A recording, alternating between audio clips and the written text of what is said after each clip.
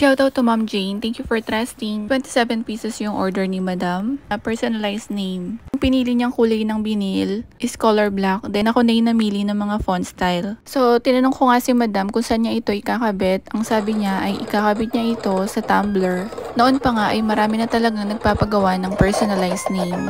Lalo na sa mga birthday binyag at kasal. Pwede mo kasi itong ikabit sa kahit anong souvenir.